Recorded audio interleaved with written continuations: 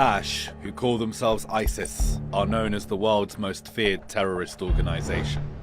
But how did they come into existence? And how did they get so powerful?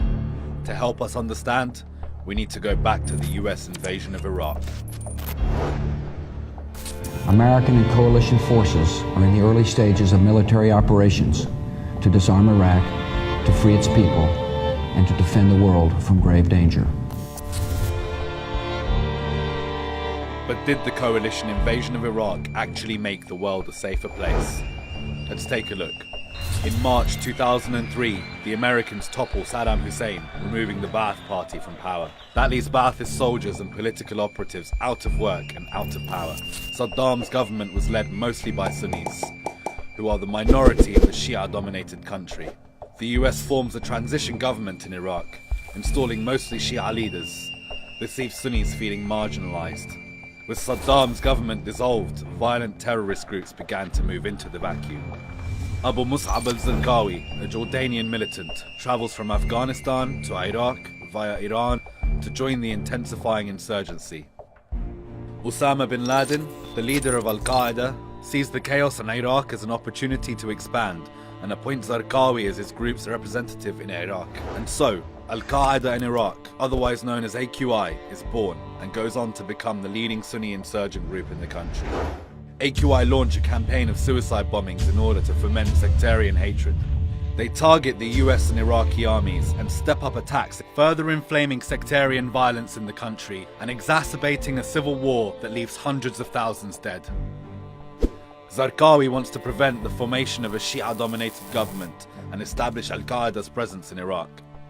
But Al-Qaeda's own leadership disapproves of Zarqawi's brutality, fearing public backlash and a loss of support. Zarqawi ignores them. Abu Bakr al-Baghdadi, the Iraqi extremist who will eventually become the leader of Daesh, is held by the coalition at the Camp Bucca detention facility.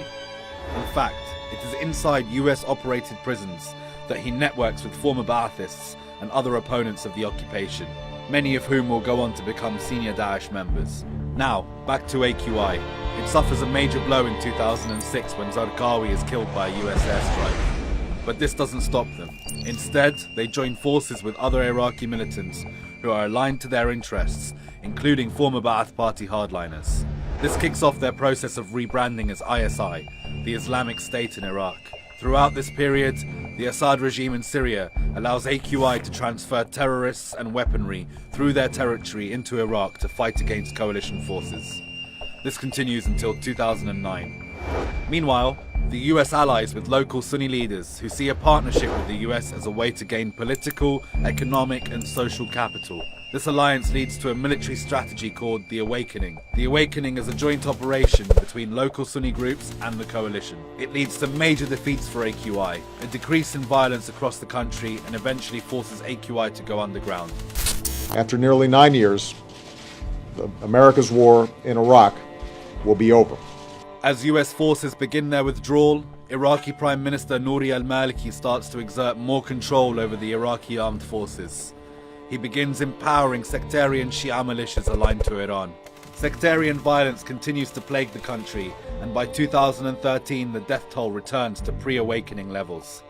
Al-Qaeda, who had previously lost strategic power in the country following the awakening, begins regrouping. The group's new leader, Abu Bakr al-Baghdadi, appointed in 2010, increases membership and support for the group. This is due, in part, to a backlash triggered by Maliki's increasingly sectarian administration.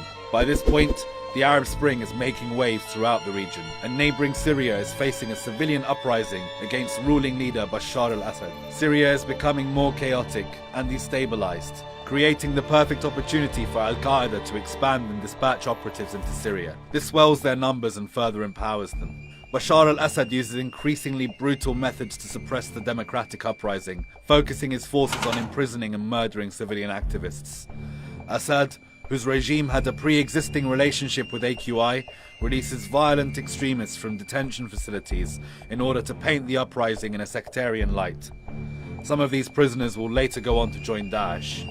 In 2013, AQI announces it is taking control of all Al-Qaeda branches and affiliates in Iraq and Syria. It rebrands itself the Islamic State in Iraq and the Levant, aka ISIS. But on the Arab streets, they're called Daesh. Al-Qaeda Central Command rejects this power grab, deepening the rift between the two groups.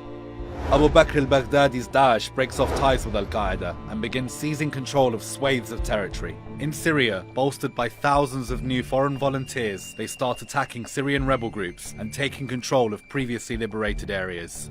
The group moves their capital to the Syrian city of al-Raqqa. In Iraq, the group makes sweeping gains. They take control of Iraq's second largest city, Mosul, in its entirety, as the Iraqi army's control in the region disintegrates. Baghdadi makes his first public appearance, leading prayers in a mosque in Mosul and announcing himself as Caliph of the self-proclaimed Daesh Caliphate.